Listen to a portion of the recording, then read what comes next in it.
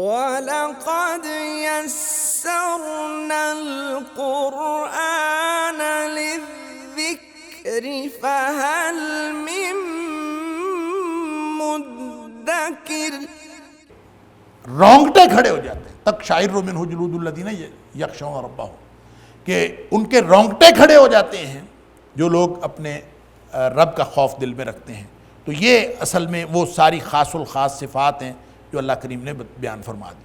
اور اصل بات جو اس سارے شرک کے تناظر میں جہاں سے بات کا آغاز ہوا تھا، جو پہلے تو ابتدا میں حضرت مریم کا ذکر کر کے، بلکہ حضرت مریم کے ذکر سے بھی پہلے حضرت زکریا علیہ السلام، حضرت یحییٰ علیہ السلام کا ذکر کر کے، پھر اس کے بعد حضرت مریم علیہ السلام اور حضرت عیسیٰ علیہ السلام کا ذکر کر کے تثلیث کا رد کیا، اور حضرت عیسیٰ علیہ السلام کا جو صحیح مقام تھا وہ بتایا۔ تو اس کے بعد مشرکین مکہ کا جو خاص جو ان کا دعویٰ تھا کہ ہم تو ملت ابراہیمی کی پیروی کرتے ہیں، یہ ابراہیم علیہ السلام اور سارے نبیوں کا ذکر کر کے یہ بتایا ہے کہ وہ تمہاری طرح ہٹ دھرم مشرک نہیں تھے، بلکہ وہ تو اللہ کی توحید کے ماننے والے تھے، وہ تو رحمان کی آیتیں سن کے فوراً سجدے میں گر جاتے تھے۔ وَلَقَدْ يَسَّرْنَا الْقُرْآنَ لِلذِّكْرِ فَهَلْ مِن مُدَّكِرٍ۔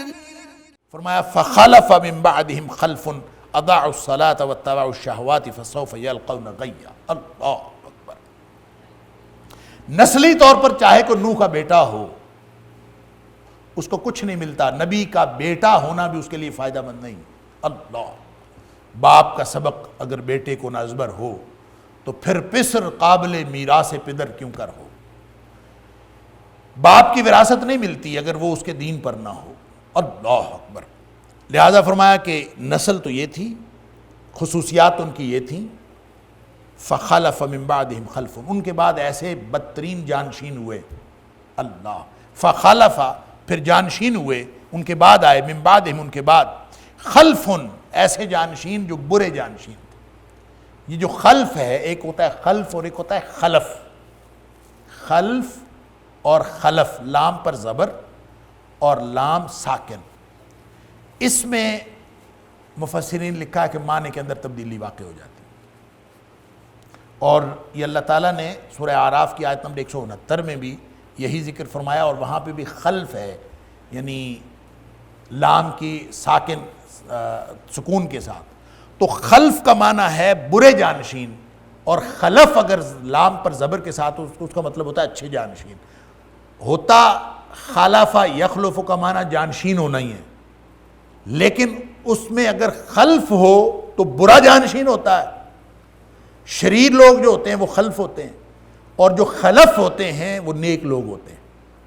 اور اس کے بارے میں ایک حدیث میں بھی آتا ہے کہ جو اس کے جو اصل نیک لوگوں میں سے عدولہم، وہ لوگ جو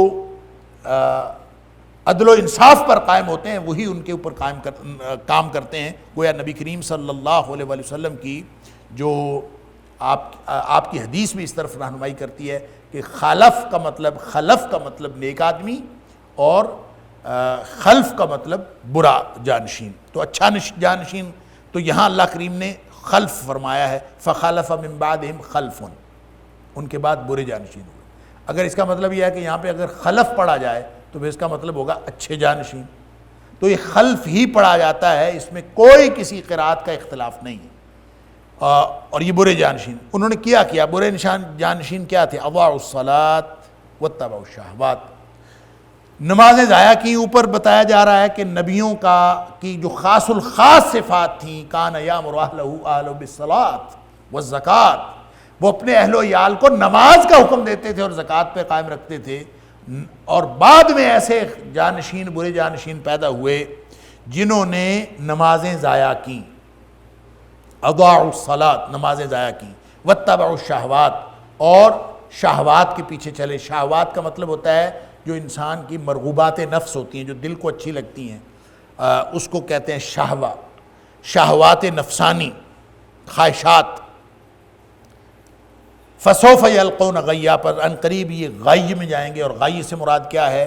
اس سے مراد کہتے ہیں جہنم کی وادی کا نام ہے غی، اللہ اکبر، یا پھر اس سے مراد جو ہے وہ تباہی و بربادی ہے، یا اس سے مراد نامراد ہونا ہے، یا اس طرح کے ناکام ہونا، یہ ساری اس کے ترجمے کیے گئے ہیں۔ لیکن صحیح بات یہ ابن عباس کا قول ہے کہ غی جو ہے اصل میں جہنم کی ایک وادی ہے، اور وہ اس قدر گرم ہے کہ جہنم کے دیگر جو طبقات ہیں، دیگر جو حصے ہیں، وہ اس حصے سے بھی پناہ مانگتے ہیں، اور یہ اپنی گرمی سے خود بھی پناہ مانگتے ہیں۔ اس قدر شدید گرم اور شدید یہ برا حصہ ہے، اللہ تعالیٰ معاف فرمائے۔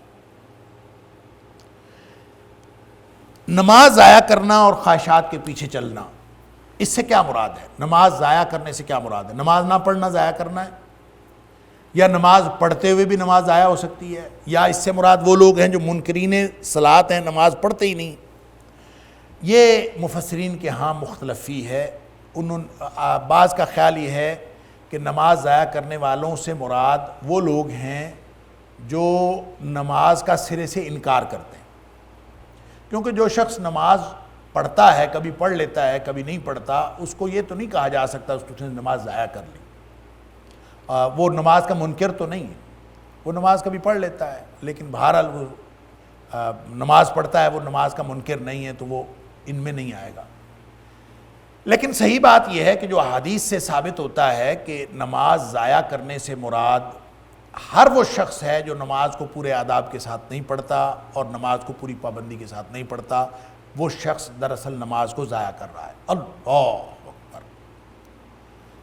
نبی اکرم صلی اللہ علیہ وسلم کا وہ فرمان اس کے اوپر بہت بڑی دلیل ہے، نماز ضائع ہونے کے اوپر، کہ جس شخص نے نبی کریم صلی اللہ علیہ وسلم کے سامنے نماز پڑھی تھی اور نبی کریم صلی اللہ علیہ وسلم نے اس کو فرمایا تھا کہ واپس جا اور جا کے دوبارہ نماز پڑھ، تو نے نماز کوئی نہیں پڑھی،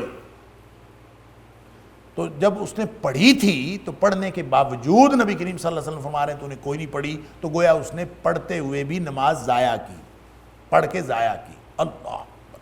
اسی طرح حضرت حذیفہ رضی اللہ تعالیٰ عنہ کا ایک قول بھی کسی حدیث میں موجود ہے کہ انہوں نے کسی شخص کو کہ نماز کو غلط پڑھتے ہوئے دیکھا، اور انہوں نے اس کو پوچھا، ایک تو ان کو بتایا کہ تمہاری نماز کے اندر یہ غلطیاں ہیں، اور دوسرا اس سے پوچھا کہ یہ اس طرح سے نماز کب سے پڑھ رہے ہو؟ تو اس نے کہا 40 سال سے پڑھ رہا ہوں، مجھے تو کسی نے بتایا نہیں، میں 40 سال سے یہی نماز پڑھ رہا ہوں، ایسی ہی نماز مجھے آتی۔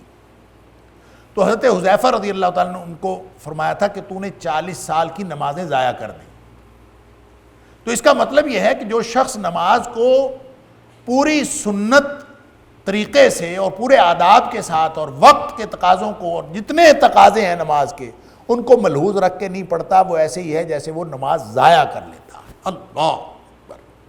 پھر جیسے نبی کریم صلی اللہ علیہ وسلم فرمایا کہ منافق کی نماز کے بارے میں آپ نے ذکر کرتے ہوئے فرمایا کہ منافق کی نماز یہ ہے کہ عصر کی نماز کو وہ ضائع کر لیتا، عصر کی نماز کو وہ ضائع کر لیتا ہے۔ اور ضائع کرنے کی کیفیت کیا بیان فرمائی؟ فرمایا وہ بیٹھا رہتا ہے، سورج کو دیکھتا رہتا ہے، بیٹھا رہتا ہے اور سورج کو دیکھتا رہتا ہے، جب سورج بالکل شیطان کے سینگوں کے درمیان آ جاتا ہے تو پھر یہ اٹھتا ہے اور اٹھ کے 4 ٹھونگے مارتا ہے۔ اللہ باقاعدہ اس میں ذکر ہے جیسے چونچ ماری جاتی ہے اور جیسے ٹھونگے مارے جاتے ہیں، اس طرح یہ اٹھ کے ٹھونگے مارتا ہے، گویا اس کی نماز نہیں، نماز ضائع ہو۔ تو ان ساری باتوں سے یہ پتہ چلتا ہے کہ اضاعوا الصلاۃ، نماز ضائع کرنے سے مراد صرف نماز کا انکار نہیں ہے، نماز پڑھتے ہوئے بھی ضائع کی جا سکتی۔ اور پھر خاص طور پر وہ لوگ جو نمازیں اپنی مرضی سے پڑھتے ہیں، کبھی 3 پڑھ لی، کبھی 4 پڑھ لی، کبھی 5 بھی پڑھ لی، تو اپنی مرضی سے پڑھی، اس کا مطلب ہے وہ اللہ کی نماز تو پڑھتے ہی نہیں ہے۔ اگر وہ اللہ کے لیے نماز پڑھتے ہوں تو اللہ تعالیٰ نے 5 فرض کی ہیں، 4 تو فرض نہیں کی۔ جس نے کسی دن 4 پڑھ لی ہیں اور وہ کہتا ہے میں نے نماز پڑھ لی ہے، تو اس کا مطلب ہے اس نے اپنی مرضی سے یہ معیار بنایا ہے کہ جس نے 4 پڑھ لی ہیں اس نے بھی پڑھ لی۔ بعض لوگ فجر اور مغرب کی پڑھ لیتے، کہتے ہیں ہاں اللہ کا شکر ہے پڑھ لی، تو فجر اور مغرب تو فرض نہیں کی اللہ تعالیٰ۔ تو جو شخص فجر مغرب پڑھ کے یا 4 نمازیں پڑھ کے، بلکہ میں کہا کرتا ہوں کہ 5 میں سے 4.25 بھی اگر کسی نے پڑھ لی تو اسٹوڈنٹس ہنسا کرتے ہیں کہ 4.25 کیسے ہو سکتے۔ کہنے کا مطلب یہ ہے جو ذرا بھی اس نماز میں کمی کر کے پھر سمجھتا ہے کہ میں نے نماز پڑھ لی ہے، تو اس کا مطلب ہے وہ اپنی مرضی کی نماز پڑھتا ہے، وہ اللہ کی مرضی کی نماز نہیں پڑھتا۔ اللہ کی مرضی کی نماز کیا ہے؟ 5 ہے، 5 ہی پڑھنی، اور اس میں اس کے سارے تقاضوں کو اور سارے آداب کو بجا لانا بھی فرض ہے۔ اللہ اکبر، کیونکہ اقیم الصلاۃ کا حکم ہے قرآن میں، اقیم الصلاۃ، اور نبی کریم صلی اللہ علیہ وسلم فرماتے ہیں کہ نماز میں صفیں ٹھیک کر کے کھڑے ہوا کرو، کہ ان تسویۃ الصفوف من اقامت الصلاۃ، حکم ہے اقیم الصلاۃ کا کہ نماز قائم کیا کرو، اور صفیں درست کرنا، ساتھ مل کے کھڑا ہونا، اور اس کیفیت میں کھڑا ہونا جس کیفیت میں صحابہ کرام کھڑے ہوتے تھے۔ نبی کریم صلی اللہ علیہ وسلم فرماتے ہیں یہ بھی اقامت صلاۃ میں سے ہے۔ اگر یہ اقامت صلاۃ ہے تو جو ایسا نہیں کرتا پھر وہ اضاعت صلاۃ کیوں نہیں ہے؟ اقامت صلاۃ ہوگی آداب کے ساتھ پوری طرح۔ اب دیکھیں وہ جس شخص کو نبی کریم صلی اللہ علیہ وسلم نے فرمایا تھا واپس جاؤ جا کے نماز پڑھو، تو نے نماز کوئی نہیں پڑھی، تو اس نے جا کے پڑھی، پھر وہ واپس آیا۔ آپ یہ بتائیں، ذرا تصور کریں کہ جس شخص کو ایک دفعہ نبی کریم صلی اللہ علیہ وسلم نے ٹوک دیا ہو کہ تیری نماز نہیں ہوئی، جا کے دوبارہ پڑھو، اور اس کو یہ بھی پتا ہے کہ نبی کریم صلی اللہ علیہ وسلم دیکھ رہے ہیں، تو اس نے دوسری دفعہ جا کے نماز کتنے دھیان سے پڑھی ہوگی؟ اللہ اکبر، کتنے کانشیسلی پڑھی ہوگی کہ اب مجھ سے کوئی غلطی نہ ہو۔ لیکن وہ دوسری دفعہ جب پڑھ کے واپس آیا تو نبی اکرم صلی اللہ علیہ وسلم نے اس کو پھر فرمایا کہ تیری نماز کوئی نہیں ہوئی، واپس جا کے دوبارہ پڑھ۔ انک لم تصلی، تو نے نماز پڑھی کوئی، حالانکہ پڑھ کے آیا تھا تو نہیں پڑھی، تو اس کا مطلب ہے جو آداب کا خیال نہیں کرتا، پوری نماز نہیں پڑھتا، وہ ضائع کرتا ہے۔ اسی طرح حدیث میں آتا ہے کہ جس شخص نے رکوع اور سجود پورا نہیں کیا اس نے نماز ضائع کی۔ رکوع اور سجدہ پورا کرنے کا مطلب یہ ہے کہ اس کی ظاہری کیفیت بھی پوری ہو اور اس کی باطنی کیفیت بھی پوری ہو۔ ظاہری کیفیت کیا ہے؟ پشت ٹھیک کرنا، پشت سیدھی کرنا۔ اب ظاہر ہے کہ ایک پشت کے سیدھے ہونے کی کیفیت وہ ہے جو سجدے میں ہوتی ہے، ایک پشت کی سیدھے ہونے کی وہ کیفیت ہے جو رکوع میں ہوتی ہے، اور دونوں دفعہ اگر آپ سیدھے نہ کریں، پوری پشت سیدھی نہ کریں، جب انسان رکوع میں ہوتا ہے تو وہ تو 90 ڈگری کا اینگل بنتا ہے پورا ٹانگوں کا اور پشت کا، وہ اگر بن جائے گا تو اس کا مطلب ہے پشت سیدھی ہے، نہیں بنے گا تو وہ پشت سیدھی نہیں ہے۔ اسی طرح سجدے میں جاتے ہوئے انسان کی جو کیفیت ہوتی ہے، تو جن اعضاء کے اوپر ہوتا ہے سجدہ، ان میں پیشانی اور ناک ہے، اور 2 ہاتھ ہیں، اور 2 گھٹنے ہیں، اور 2 پاؤں ہیں، یہ لگے ہوئے ہوں، اور اس کے علاوہ کوئی چیز یہ کونیاں وغیرہ زمین پہ نہ لگی ہوئی ہوں۔ اگر انسان اس طرح سے سجدہ کرتا ہے اور اس سجدے میں اس کی پشت جو ہے اس کیفیت میں سیدھی ہوتی ہے جو ایک اینگولر، جو ایک بالکل یعنی نیچے کو اینگل بنا ہوتا ہے، تو پھر تو اس نے نماز پوری کی ہے۔ اور اگر اس نے نہیں ٹھیک کیا سجدہ اور نہیں کیا ٹھیک رکوع، تو نبی کریم صلی اللہ علیہ وسلم فرماتے ہیں اس کی نماز ضائع ہو گئی۔ تو اضاع الصلاۃ کا گویا ان ساری روایات سے یہی پتہ چلتا ہے کہ اضاع الصلاۃ سے مراد نماز کا منکر ہونا نہیں ہے، بلکہ اس سے مراد نماز کو غلط پڑھنا ہے، اس کے آداب کا خیال نہ رکھنا ہے۔ اس کی جو کوئی شخص اگر بے وضو نماز پڑھ رہا ہے یا اس کو وضو کا خیال ہی نہیں ہے، وہ وضو کے اندر وضو کو پورا نہیں کرتا، تو اس کی نماز کیسے پوری ہوگی؟ اللہ اکبر۔ لہٰذا اسباغ الوضو کی جتنی تاکید آئی ہے کہ پورا وضو کیا کریں اور پورے ایک ایک عضو کو ٹھیک طرح سے دھویا کریں، اور اس کی جتنی تاکید آئی ہے اس کا مطلب ہے کہ پورا وضو ہونے کا تعلق بھی نماز کے پورے ہونے کے ساتھ۔ وضو پورا نہیں ہوگا تو نماز بھی ضائع ہو جائے گی، جہاں وضو ضائع ہوگا وہ نماز بھی ضائع ہو جائے گی۔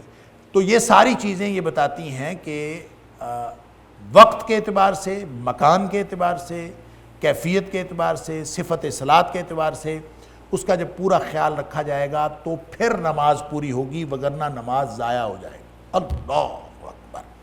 نماز کے ضیاع کا یہی، اور وہ جو شخص جس کو نبی کریم صلی اللہ علیہ وسلم فرمایا واپس جا پڑھ، وہ دوسری دفعہ پڑھ کے آیا، آپ نے پھر فرمایا تو نے کوئی نہیں پڑھی۔ اب جس کو دوسری دفعہ واپس بھیجا ہو تب وہ کتنا کانشیس ہوگا؟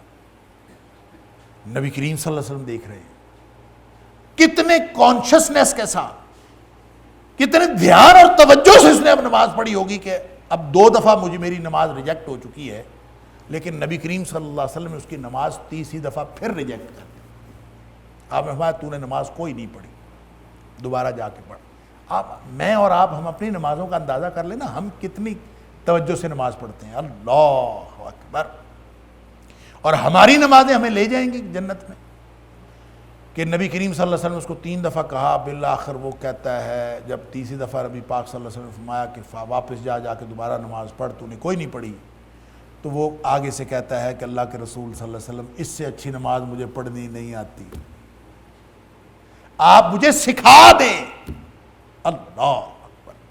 پھر نبی کریم صلی اللہ علیہ وسلم اس کو سکھایا، آپ نے فرمایا کہ نماز جب پڑھنی ہے قیام کرنا ہے اور پورا قیام کرنا ہے، اس میں جو کچھ اللہ تعالیٰ نے آپ کو توفیق دی ہو اتنی تلاوت کرنی ہے سورہ فاتحہ کے علاوہ، پھر جب رکوع جانا ہے تو رکوع کو بھی پورا کرنا ہے۔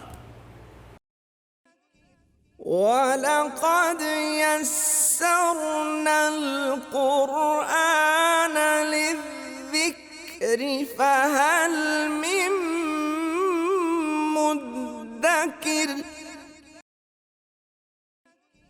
وَلَقَدْ يَسَّرْنَا الْقُرْآنَ لِلذِّكْرِ فَهَلْ مِن مُّدَّكِرٍ۔ وہ پورا کیا کر رہا ہے، اس کی حد کیا ہے؟ حتی تطمئن قلب، جب تیرا دل مطمئن ہو جائے، اور اسی طرح سے جلسے میں بھی دل مطمئن ہو جائے، سجدے میں بھی دل مطمئن ہو جائے۔ اور دل کے اطمینان کی کیفیت ہے ویسے کیا؟ کبھی سوچے؟ نمازیں ہم پڑھتے ہیں، ہم نے کبھی سوچا ہی نہیں اطمینان کا مطلب کیا ہے، وہ اطمینان کی کیفیت کون سی ہے جو ہم نے حاصل کر لی ہے کہ نہیں کر لی، کبھی ہم نے سوچا ہے؟ اللہ اکبر۔ پھر بھی ہم سمجھتے ہیں ہماری نمازیں ضائع نہیں ہو رہی۔ وہ جو اطمینان کی کیفیت ہے، اطمینان ایک قلب کی کیفیت ہے، دل میں ایک اطمینان ہوتا ہے کہ میں جس مقصد کے لیے رکوع میں گیا تھا وہ مقصد پورا ہو گیا، جس مقصد کے لیے سجدے میں گیا تھا وہ مقصد پورا ہو گیا، جس مقصد کے لیے میں کھڑا تھا وہ مقصد پورا ہو گیا۔ اور وہ مقصد کیا ہے؟ اللہ سے گفتگو۔ اگر سبحان ربی العظیم 3 دفعہ کہنے سے آپ کو یہ اطمینان ہو جاتا ہے کہ ہاں میری اللہ سے گفتگو ہو گئی ہے، ہاں میں نے اللہ کی یہ صفت بیان کر کے اللہ تک یہ فرشتوں نے اللہ تک میری بات پہنچا دی ہے، میرا اللہ مجھے دیکھ رہا ہے، اگر یہ کیفیت واقعتاً ہو جاتی ہے دل کی، تو آپ 3 دفعہ سبحان ربی العظیم کہہ کے آپ اگر سر اٹھا لیتے ہیں تو آپ کا رکوع پورا ہے۔ اور اگر کیفیت یہ نہیں ہوئی، اللہ سے ملاقات کا احساس نہیں ہوا، اللہ کے سامنے جھکنے کا احساس نہیں ہوا، اور اس کنیکشن کا احساس ہی کوئی نہیں ہے جو اللہ کے ساتھ ہونا تھا، تو آپ جتنا مرضی قرآن سارے کا سارا پڑھ جائیں نماز میں، آپ سارے یہ سبحان ربی العظیم 3 دفعہ کیا 300 دفعہ بھی پڑھ لیں، پھر فائدہ کوئی نہیں۔ وہ کیفیت اللہ کے ساتھ۔ اسی طرح آپ نے سجدے میں جانا ہے، اسی طرح آپ نے اسی طرح جب ساری نماز پڑھی جائے گی کہ اطمینان ہو جائے، اور اطمینان کا مطلب کیا ہے کہ میں آدمی کو ایک قلبی کیفیت حاصل ہوتی ہے کہ ہاں میری اللہ سے بات ہو گئی ہے، سبحان اللہ۔ آپ سورہ فاتحہ پڑھتے ہیں، آپ کو کیفیت نصیب ہوتی ہے کہ ہاں میری اللہ سے بات ہو، آپ الحمدللہ رب العالمین کہتے ہیں تو آگے سے آواز آتی ہے، حامدنی عبدی، میرے بندے نے میری تعریف بیان کی، سبحان اللہ سبحان اللہ۔ اچھا، یہ آواز کسی نے کوئی کان میں آ کے نہیں کہنی۔ میں اکثر کہتا ہوں کہ کبھی آواز سنی ہے، تو بعد میں اسٹوڈنٹس کہتے ہیں ہاں جی ہم نے تو کبھی نہیں سنی۔ تو یہ آواز سننے کا مطلب یہ نہیں ہے کہ کوئی کان میں آ کے بات کرے گا، آواز سننے کا مطلب یہ ہے کہ قلبی کیفیت محسوس کرے کہ میں نے اپنے اللہ سے ایک بات کی تھی، میرے اللہ نے اس کا جواب دے دیا، سبحان اللہ۔ یہ ہے وہ اطمینان جس کو نبی کریم صلی اللہ علیہ وسلم نے اطمینان فرمایا۔ اگر اس اطمینان کے ساتھ آپ نے سارے ارکان ادا کیے ہیں نماز کے تو الحمدللہ نماز پوری ہے، اور اگر اس اطمینان کے بغیر ادا کیے ہیں، نہ قیام کا پتہ، نہ رکوع کا پتہ، نہ سجدے کا پتہ، بلکہ ہمیں تو یہ بھی نہیں پتہ ہوتا رکعتیں بھی پوری پڑھی ہیں کہ نہیں پڑھی، عجیب و غریب کیفیت نماز کی، تو بہت بڑا خطرہ ہے اس بات کا کہ ہم کہیں اضاعوا الصلاۃ میں نہ چلے جائیں۔ انا للہ و انا الیہ راجعون۔ فخلف من بعدہم خلف، ایسے برے جانشین بعد میں پیدا ہوئے، اور اس کا مطلب ہے کہ کسی نے اچھا جانشین بننا ہے نا، خلف نہیں بننا، خلف بننا ہے۔ کسی نے اچھا جانشین بننا ہے تو یہ ان دو باتوں کا خیال رکھ لے، ایک تو وہ شہوات کی اتباع نہ کرے، اور دوسرا وہ نماز ضائع نہ کرے۔ جو نماز ضائع نہیں کرتا گویا وہ خلف نہیں ہوتا، وہ خلف ہوتا۔ اللہ اکبر۔ وگرنہ یہ نمازی جو ہیں، جو نمازوں کو ضائع کرنے والے ہیں، نماز کی محافظت اور پابندی نہ کرنے والے، کیونکہ یہ حدیث بھی ہے شعب الایمان کے اندر، امام بہقی نے یہ حدیث بیان کی ہے کہ نبی اکرم صلی اللہ علیہ وسلم فرمایا جو نماز کی حفاظت نہیں کرتا اور نماز کی پابندی نہیں کرتا، اس کے لیے نہ نور، جو پابندی کرتا ہے اس کے لیے راستے کا نور ہے، نور صراط، اور اس کے لیے برہان ہے، اور اس کے لیے دلیل خیر ہے۔ قرآن، یہ نماز اس کے لیے نور بن جاتی ہے، برہان بن جاتی ہے، دلیل بن جاتی ہے۔ اور جو شخص نماز کی محافظت نہیں کرتا، پابندی نہیں کرتا، ان کے لیے نہ یہ نور بنتی ہے، نہ یہ برہان بنتی ہے، نہ یہ دلیل یا ذریعہ نجات بنتی ہے۔ اور ساتھ فرمایا ان کا حشر پھر فرعون، حامان، قارون اور امیہ بن خلف کے ساتھ ہوگا۔ انا للہ و انا الیہ راجعون۔ تو اس کا مطلب ہے یہ جو فسوف یلقون غیا ہے نا، غی وہ وادی ہے جہاں بڑے بڑے مجرموں کو ڈالا جائے گا، اور نماز کی محافظت نہ کرنے والا بھی بڑے مجرموں میں سے ایک مجرم ہے۔ اللہ تعالیٰ ہم سب کو معاف فرمائے۔ واتبعوا الشہوات، اور دوسری بات ہے شہوات کی اتباع کرنا۔ شہوات خواہشات نفس کو کہتے ہیں۔ پورا جو سسٹم ہے، پورا جو امتحان ہے، وہ ہے ہی یہ کہ ہم خواہشات نفس کے پیچھے چلتے ہیں یا اللہ کی وحی کے پیچھے چلتے ہیں، اللہ کے حکم کے پیچھے چلتے ہیں۔ ایک طرف اللہ کا حکم ہے، ایک طرف خواہشات ہیں۔ وَلَئِنِ اتَّبَعْتَ أَهْوَاهُمْ بَعْدَ الَّذِي جَاءَكَ مِنَ الْعِلْمِ، اللہ کی طرف سے علم آ جانے کے بعد اگر آپ نے ان کی خواہشات کی پیروی کی، مَا لَكَ مِنَ اللَّهِ مِنْ وَلِيٍّ وَلَا نَصِيرٍ، تو اللہ کی طرف سے آپ کا نہ کوئی ولی ہوگا، نہ کوئی کارساز ہوگا، نہ کوئی مددگار ہوگا۔ اس کا مطلب یہ ہوا، اور دوسری جگہ فرمائے تو پھر ظالموں میں سے ہو جائے گا۔ اللہ اکبر۔ اگر آپ اللہ کی طرف سے وحی کا علم آ جانے کے بعد خواہشات کی پیروی کرتے تو اصل معاملہ ہی سارا خواہشات کا ہے۔ اور شہوات خاص طور پہ وہ خواہشات ہوتی ہیں جو انسان کو صرف اور صرف جو وقتی لذت کی طرف لے کے جاتی ہیں، وہ شہوات ہوتی ہیں۔ وقتی لذت کے لیے انسان کو ابھارنے والی شہوات، کیونکہ نبی اکرم صلی اللہ علیہ وسلم کا فرمان ہے کہ جو جنت ہے اس کے گرد ایک باڑ کی گئی ہے، اور ایک باڑ کی گئی ہے جہنم کے گرد۔ حجبت النار بالشہوات، یہ جو شہوات نفس ہیں ان کی باڑ کی گئی ہے جہنم کے گرد۔ اللہ اکبر۔ وحجبت الجنت بالمکارہ، اور جو جنت کے گرد باڑ ہے وہ مکروہات نفس کی ہے، جو دل کو اچھی نہیں لگتی باتیں، انسان کو بڑی مشکل سے اپنے دل کو قائل کرنا پڑتا ہے کہ یہ بھی کرنا ہے۔ اللہ اکبر۔ ان کی باڑ جنت کے گرد ہے۔ کب دل کرتا ہے انسان کو بستر سے نکل کے فجر کی نماز پڑھنے کو؟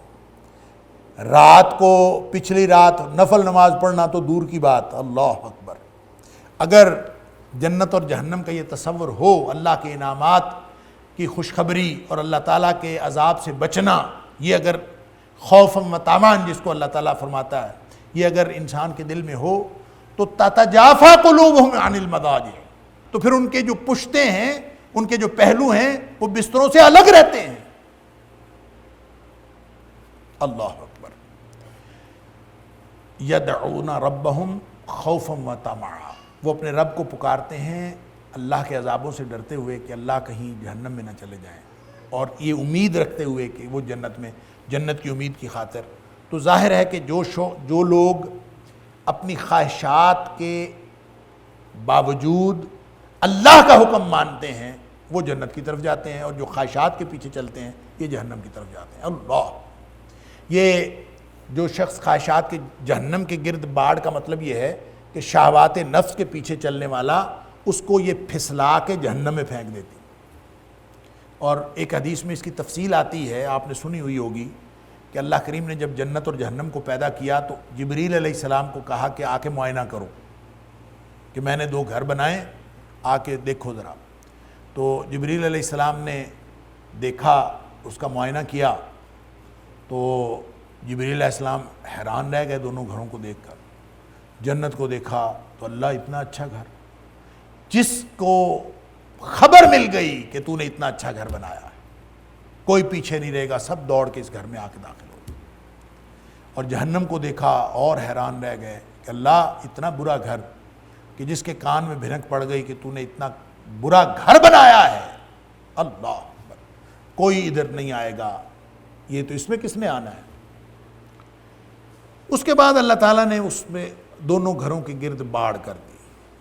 جب باڑ کی ہے تو پھر جبرائیل علیہ السلام کو بلایا کہ آ کے دیکھو اب۔ تو اب جبرائیل علیہ السلام کی حیرت کی انتہا نہیں رہی۔ اب انہوں نے جنت کو دیکھا تو کہا اللہ اب کوئی مقدر والا اس میں آئے گا، اور جہنم کو دیکھا تو کہا کہ اللہ اب تو کوئی قسمت والا ہی اس سے بچ سکے گا۔ اور وہ باڑ کیا تھی؟ حجبت النار بالشہوات وحجبت الجنت بالمکارہ۔ جو چیزیں دل کو اچھی نہیں لگتی وہ ان کی باڑ جنت کے گرد ہے، سبحان اللہ۔ اور جو چیزیں دل کو بھاتی ہیں، جو انسان جو ہے اس کے پیچھے کھنچتا چلا جاتا ہے، یہ ساری کی ساری اصل میں جہنم میں لے جانے والی ہیں۔ اللہ تعالیٰ معاف فرمائے۔ محض شہوات نفس کے پیچھے چلنا، ہاں کسی موقع پر انسان کا دل جو ہے وہی کچھ چاہنے لگے جو اللہ کا حکم ہے، تو یہ تو خوش بختی کی بات ہے، یہ تو خوش بختی کی علامت ہے کہ انسان کا دل نمازوں کو چاہنے لگے، انسان کا دل خدمت خلق کو چاہنے لگے، انسان کا دل ان ساری باتوں کو چاہنے لگے جو اللہ اور اس کے رسول صلی اللہ علیہ وسلم کے احکام ہیں۔ یہ تو خوش بختی کی بات، وگرنہ عام نفس وَإِنَّ النَّفْسَ لَأَمَّارَةٌ بِالسُّوءِ، عام نفس کی کیفیت یہ ہوتی ہے کہ یہ ہمیشہ برائی کا حکم دیتا ہے، امارۃ بالسوء، برائی کی طرف لے کے جاتا ہے۔ الا ما رحم ربی، سوائے اس نفس کے جس کے اوپر اللہ کی رحمت ہو جائے، سبحان اللہ، اور اللہ کی رحمت ہو جائے تو یہ نفس جو ہے وہ سیدھی طرف چل پڑتا ہے، پھر اس کا نمازوں کو دل کرتا ہے، پھر اس کا مکروہات نفس جو ہوتی ہیں اس کی طرف دل کرتا ہے، یہ انسان چل پڑتا ہے اس طرف۔ اللہ تعالیٰ ہمیں بھی ان میں سے بنائے۔ لیکن جو واتبعوا الشہوات ہے، یہ اسی قدر خوفناک معاملہ ہے جس قدر خوفناک معاملہ اضاعوا الصلاۃ کا ہے۔ 2 ہی باتیں اللہ کریم نے یہاں پہ ذکر کی ہیں کہ نبیوں کی نسلوں میں سے ہونے والا اور انہی کی آل میں سے ہونے والا جس کے اندر یہ 2 باتیں پیدا ہو جائیں گی، چاہے وہ نبیوں کی اولاد ہو، چاہے وہ نبیوں کے بیٹے ہوں۔ یہاں آج کل لوگ جو ہیں وہ نسلی طور پر نبی کریم صلی اللہ علیہ وسلم کے ساتھ اپنا شجرے کے ذریعے تعلق ثابت کر کے وہ بنے بیٹھے ہیں جنتی، اور وہ کہتے ہیں ہم نے تو جنت میں جانا ہے، اور لوگوں کو بھی جنت کے سرٹیفکیٹ بانٹ رہے ہیں، حالانکہ چاہے وہ بیٹا ہو نبی کا، آپ تو کوئی اگر نسل ہوں گے بھی تو کوئی 40ویں 50ویں نسل ہوں گے، اللہ اکبر، اگر ہوں گے بھی تو یہ بھی اللہ کو پتہ ہے کہ وہ شجرہ نبی کریم صلی اللہ علیہ وسلم کی طرف جاتا بھی ہے کہ نہیں جاتا، اور اگر ہو بھی صحیح تو کوئی 40ویں 50ویں نسل ہوگی۔ تو جو ڈائریکٹ نبی کا بیٹا نبی کی پیروی کیے بغیر کسی کامیابی کا کوئی ضمانت نہیں پاتا اور وہ کامیاب نہیں ہو سکتا۔ نبی کریم صلی اللہ علیہ وسلم نے اپنی بیٹی جو جنت کی خواتین کی سردار ہے اس کو فرمایا تھا کہ فاطمہ میری پیروی کے بغیر تیری بھی نجات نہیں ہونی، چاہے تو میری بیٹی ہے۔ تو اصل بات نبی کریم صلی اللہ علیہ وسلم کی پیروی ہے، اللہ کے حکموں کی پیروی ہے۔ اللہ تعالی ہم سب کو اس میں، تو یہ وہ حقیقت بتائی گئی ہے کہ نبیوں کے بعد ان کی نسلیں یہ نہ سمجھیں کہ وہ لوگ جو ہیں وہ کامیاب ہیں۔ اضاعوا الصلاۃ واتبعوا الشہوات، جن میں یہ 2 باتیں آ گئیں کہ نمازیں نہیں پڑھتے اور خواہشات نفس کی پیروی کرتے ہیں، وہ تو قطعاً جنت کی امید نہ رکھیں۔ فسوف یلقون غیا، ان کے لیے اللہ کا حکم یہ ہے کہ ان قریب جہنم کے سب سے برے طبقے میں اور سب سے برے کمپارٹمنٹ میں ان کو داخل کیا جائے گا۔ اللہ تعالیٰ معاف فرمائے۔ الا من تاب وآمن وعمل صالحا، یہ ایک اللہ تعالیٰ نے امید کی کرن، سبحان اللہ، یہ رحمت ہے اللہ کی کہ دروازہ کھلا ہے۔ نسلیں اپنے آپ کو ضائع کر چکی ہوں، نمازیں ضائع کرنے اور خواہشات کی پیروی کے ذریعے سے ضائع کر چکی ہوں، اور سب کچھ یعنی ہر چیز تباہ و برباد ہو چکی ہو، عقیدہ، روح، روحانیت، دین سب ختم ہو چکا ہو، پھر بھی یہ امید کی کرن باقی ہے۔ یہ جو امید کی کرن باقی ہے یہ اللہ کی رحمت ہے، اور یہ میں اکثر عرض کیا کرتا ہوں، یہ رحمت للعالمین کا انتخاب ہے۔ اللہ کی رحمت ہے اور رحمت للعالمین کا انتخاب ہے کہ ہمارے لیے قیامت تک کے لیے دروازہ کھلا، امید کی کرن باقی، ختم نہیں ہوتا، یہ دروازہ کھلا ہے، بند نہیں ہوا۔ اللہ اکبر۔ نبی کریم صلی اللہ علیہ وسلم کے پاس فرشتہ آیا تھا اور اس نے آ کے کہا تھا، کیونکہ نبی کریم صلی اللہ علیہ وسلم نے دعا کر دی تھی کفار مکہ کی اس خواہش پر، انہوں نے کہا تھا کہ اگر یہ صفا کی پہاڑی سونے کی بن جائے تو ہم سارے مومن بن جائیں، کیونکہ نبی کریم صلی اللہ علیہ وسلم کی طمع اور آپ کا لالچ ہر وقت یہی تھا کہ لوگ جہنم سے بچ کر جنت میں جانے والے بنے، لہٰذا آپ نے اللہ سے دعا کر دی، یا اللہ صفا کی پہاڑی کو سونے کی بنا دے۔ فرشتہ آیا، اس نے آ کے کہا، اے حبیب صلی اللہ علیہ وسلم، اللہ تعالیٰ آپ کو سلام کہتا ہے اور اللہ تعالیٰ پوچھتا ہے کہ اگر تو واقعی آپ نے سونے کی پہاڑی لینی ہے، آپ کی خواہش یہی ہے، تو ہم صفا کی پہاڑی کو سونے کا بنا دیتے ہیں، لیکن ایک بات یاد رکھیں کہ پہاڑی سونے کی بننے کے بعد بھی فمن کافر منہم، ان میں سے پھر بھی کوئی کافر رہ گیا، اللہ اکبر، عذبتہ لا اعذبہ احدا من العالمین، تو اس کو پھر میں وہ عذاب کروں گا کہ میں نے جہنم میں کسی پر عذاب نہیں کیا ہوگا۔ اللہ، ایسا سخت عذاب آئے گا کیونکہ انہوں نے مانگ کر معجزہ لیا۔ اور دوسرا آپشن آپ کے پاس یہ ہے، وَإِن شِئْتَ، اور اگر آپ چاہیں، سبحان اللہ، نبی کریم صلی اللہ علیہ وسلم کو انتخاب کا اختیار دیا، وَإِن شِئْتَ، اگر آپ چاہیں، فَتَحْتُ لَهُمْ بَابَ التَّوْبَةِ وَالرَّحْمَةِ، میں ان کے لیے، تیری امت کے لیے واپسی اور رحمت کا دروازہ کھلا رکھتا۔ نبی کریم صلی اللہ علیہ وسلم فرماتے ہیں کہ میں نے فوراً کہہ دیا، قلت بلا باب التوبۃ والرحمہ، اللہ میری امت کے لیے واپسی اور رحمت کا دروازہ کھلا رکھنا۔ یہ ہے وہ امید کی کرن جو اللہ کے رسول صلی اللہ علیہ وسلم نے انتخاب فرمایا، رحمت للعالمین نے انتخاب فرمایا، اور اللہ کی رحمت ہوئی اس امت پر کہ یہ توبہ کا دروازہ کھلا ہے، واپسی کا دروازہ کھلا ہے۔ اور کب تک کھلا ہے؟ حدیث کے الفاظ ہیں، ان اللہ تعالی یقبل توبۃ العبد ما لم یغرغر، اللہ تعالیٰ انسان کی توبہ قبول کرتا ہے، واپسی قبول کر لیتا ہے، جب تک انسان کی جان جسم سے نکلتے نکلتے گلے تک نہیں پہنچتی اور غر کی آواز نہیں آتی، اس سے پہلے پہلے توبہ کر لے تو اس کی توبہ قبول ہو جاتی ہے۔ سبحان اللہ۔ وَلَقَدْ يَسَّرْنَا الْقُرْآنَ لِلذِّكْرِ فَهَلْ مِن مُدَّكِرٍ وَلَقَدْ يَسَّرْنَا الْقُرْآنَ لِلذِّكْرِ فَهَلْ مِن مُدَّكِرٍ، لہذا فرمایا کہ سب کچھ ضائع کر چکے ہو تو بھی کوئی مسئلہ نہیں ہے۔ سورہ زمر کے اندر، جس کو میں عرض کیا کرتا ہوں کہ پورے قرآن کی سب سے زیادہ امید افزا آیت ہے، پورے قرآن کی سب سے زیادہ امید افزا آیت، بھلا کون سی؟ قُلْ يَا عِبَادِيَ الَّذِينَ أَسْرَفُوا عَلَىٰ أَنفُسِهِمْ، اے میرے حبیب صلی اللہ علیہ وسلم، میرے ان بندوں کو میری طرف سے کہہ دیجئے جو اپنی جانوں پر ظلم کر چکے ہیں، اللہ، اپنی جانوں پر زیادتیاں کر چکے ہیں، پوری زندگی تباہ و برباد کر چکے ہیں، ان کو میری طرف سے پیغام دے دیجئے۔ کیا پیغام ہے؟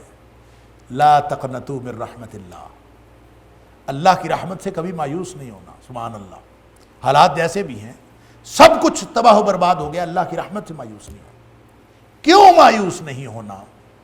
اس لیے مایوس نہیں ہونا کہ ان اللہ یغفر الذنوب جمیعا، اللہ سارے کے سارے گناہ معاف کر دے۔ سبحان اللہ، کیوں معاف کر دے گا؟ انہ هو الغفور الرحیم، اس لیے معاف کر دے گا کہ وہ ہے ہی بخشنے والا اور ہے ہی رحمتیں کرنے والا۔ سبحان اللہ، اس لیے وہ سارے گناہ معاف کر دے گا۔ تو تمہیں کیا کرنا ہے؟ اللہ کی مغفرت اور رحمت حاصل کرنے کے لیے تمہیں کرنا کیا ہے؟ فرمایا وَأَنِيبُوا إِلَىٰ رَبِّكُمْ وَأَسْلِمُوا لَهُ، تم ایسے کرو ہر طرف سے منہ موڑ کر ایک اللہ کی طرف آ جاؤ. وَأَنِيبُوا إِلَىٰ رَبِّكُمْ, اور جھک پڑو اپنے رب کی طرف. وَأَسْلِمُوا لَهُ, اور اپنا آپ اپنے اللہ کے سپرد کر دو. میں اس کی تشریح ایک کرتا ہوں اور یہ سمجھتا ہوں کہ سیانہ بننے کی ضرورت نہیں ہے. اپنی سیانف چھوڑ دو, اپنی دانش چھوڑ دو. خود اپنے لیے مستقبل تعمیر کرنے کے خواب دیکھنا چھوڑ دو.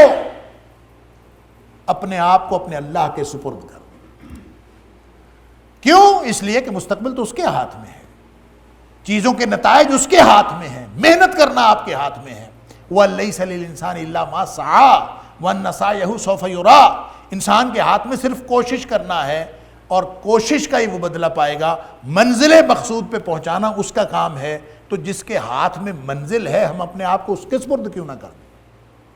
لہذا نیک نیتی, پوری محنت اور اللہ پہ توکل, یہ کامیابی کا پورا راستہ ہے.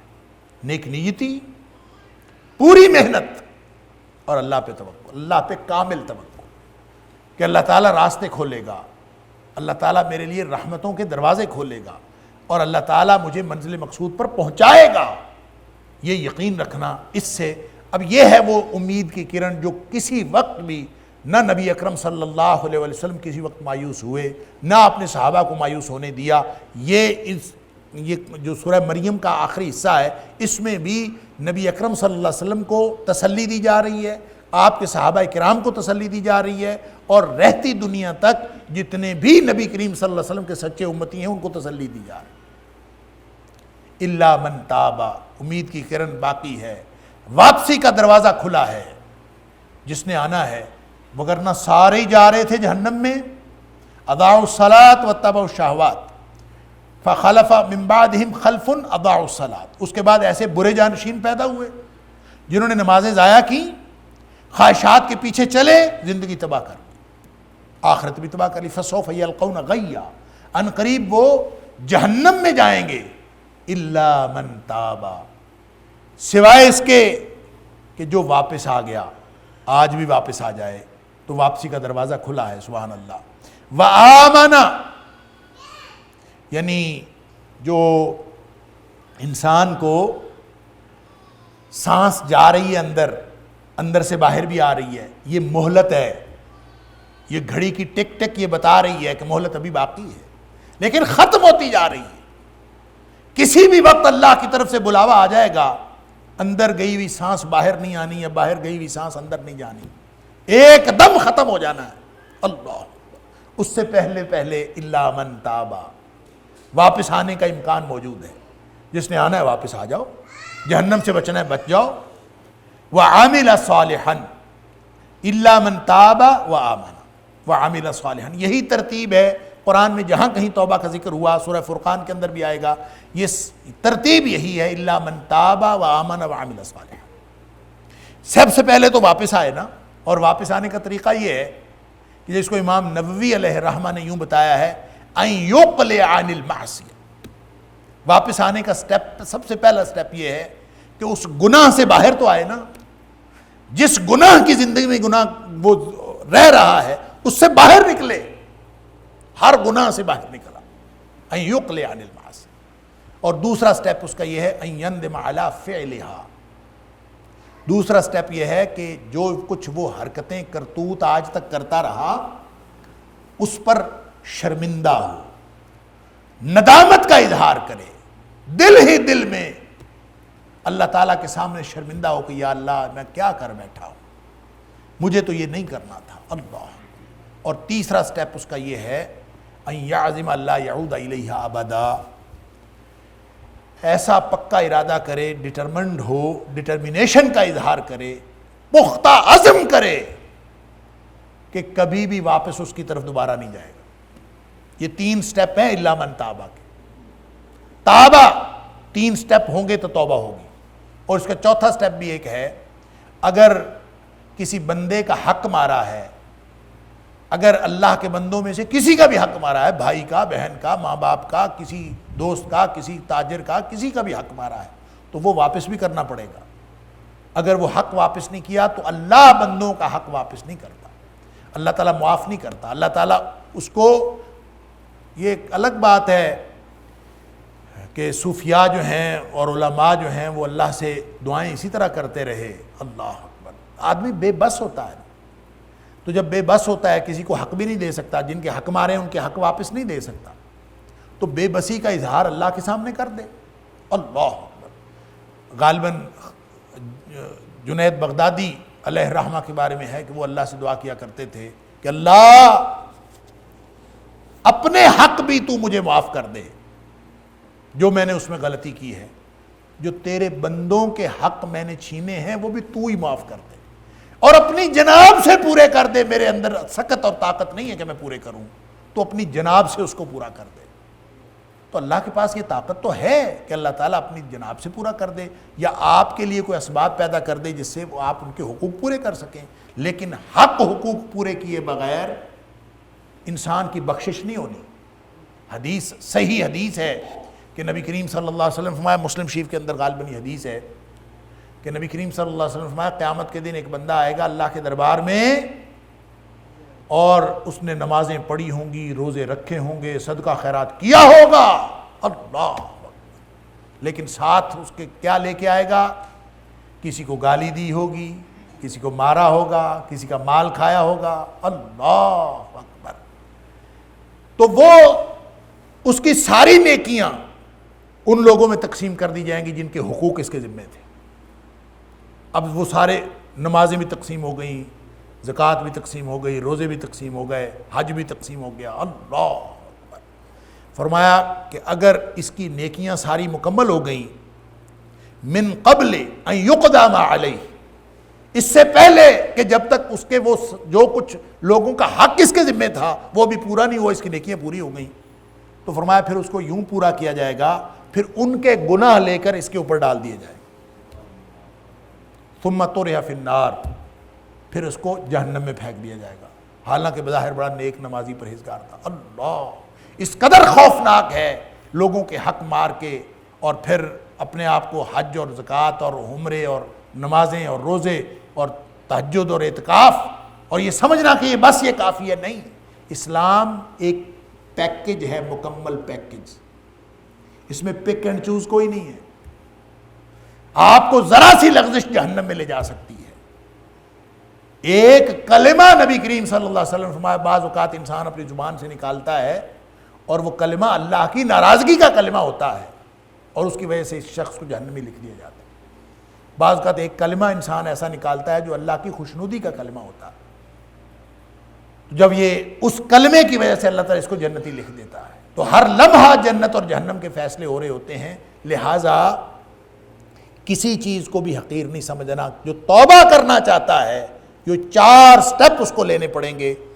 اس گناہ سے باہر آئے، اس پر شرمندگی اور ندامت کا اظہار کرے، دوبارہ واپس نہ جانے کا عزم کرے، اور اگر کسی مسلمان کا حق کھایا ہے تو وہ واپس کرے یا اسے معاف کروا لے. یہ 4 سٹیپ ہوں گے. تو یہاں بیان کیے ہوئے 3 سٹیپس میں سے پہلا سٹیپ ہوگا، اور وہ کیا ہے؟ الا من تاب. پھر اللہ کے ہاں یہ گنا جائے گا کہ یہ واپس آ گیا، اور اگر واپس آ گیا ہے تو پھر وآمن، اس کے بعد وہ سر تسلیم خم کر دے. جو کچھ اللہ نے کہا ہے، جو کچھ اللہ کے رسول صلی اللہ علیہ وسلم نے فرمایا ہے، اس کے سامنے سر تسلیم خم کر دے، اس کو مان لے. اس کا نام ایمان ہے. آمنا، پھر اس کو مان. اللہ نے فرمایا یہ کریں، بس وہ کرنا ہے. اللہ کے رسول صلی اللہ علیہ وسلم نے فرمایا یہ کرنا ہے، یہ کرنا ہے. اس کے سامنے سر تسلیم خم کر دے، اس کی تصدیق بھی کرے، اس کو مان بھی لے. یہ ایمان ہے. وَعَمِلَ عَمَلًا صَالِحًا، بقیہ زندگی پھر ثبوت فراہم کرے کہ میں واقعی واپس آ گیا ہوں. اور ثبوت کیسے فراہم ہوگا؟ وَعَمِلَ عَمَلًا صَالِحًا، نیک عمل کرے. اب باقی کی زندگی اس کی نیکی کے مطابق گزرے، برائی کے مطابق نہ گزرے. فرمایا فَأُولَٰئِكَ يَدْخُلُونَ الْجَنَّةَ وَلَا يُظْلَمُونَ شَيْئًا، یہ لوگ جنت میں داخل کر دیے جائیں گے اور قطعاً ان کے اوپر کسی چیز کا ظلم نہیں کیا جائے گا. جنات عدن التی وعد الرحمن عبادہ. سبحان اللہ. وہ جنتیں، وہ باغات جو ہمیشگی کی جنتیں ہیں، جہاں پہ جانے والا کبھی باہر نہیں نکلے گا. ایک دفعہ جنت میں داخلہ مل گیا، بس کہانی ختم. یہ وہاں پہ نو ریٹرن گیٹ ہیں، نو ریٹرن گیٹ، اندر گئے واپس نہیں آ سکتے، باہر ختم. اور جنت سے باہر کوئی آنا بھی نہیں چاہے گا، اور وہ ایسا بھی نہیں ہے کہ وقتی طور پر جنت ملے گی. جنات عدن وہ ہمیشگی کی جنتیں ہیں. التی وعد الرحمن عبادہ، یہ وہ جنتیں ہیں جس کا رحمان نے وعدہ کیا ہے اپنے بندوں کے ساتھ. یعنی جو اللہ کے بندے ہیں ان کے ساتھ جو وعدہ ہے وہی اس کو ملے گا جو گناہوں کی دنیا سے واپس آیا، گناہوں کی دنیا سے واپس آیا ہے، نافرمانی کی دنیا سے واپس آیا ہے. اب یہ بھی مستحق ہے اس جنت کا جو اللہ نے اپنے بندوں کے لیے تیار کی ہے. فرمایا بالغیب، اللہ اکبر. جو بندوں نے دیکھی نہیں، دیکھے بغیر اللہ نے وعدہ کر رکھا ہے. تم نے نہیں دیکھی پھر بھی انسان اللہ سے جنت مانگتا ہے، دیکھے بغیر مانگتا ہے، اللہ کے عذابوں سے دیکھے بغیر ان سے ڈرتا ہے. یہی ایمان ہے، یہی ایمان کا اظہار ہے. دیکھا نہیں ہے پھر بھی ڈرتا ہے عذابوں سے. جنت دیکھی نہیں ہے پھر بھی اللہ سے جنت مانگتا ہے. سبحان اللہ.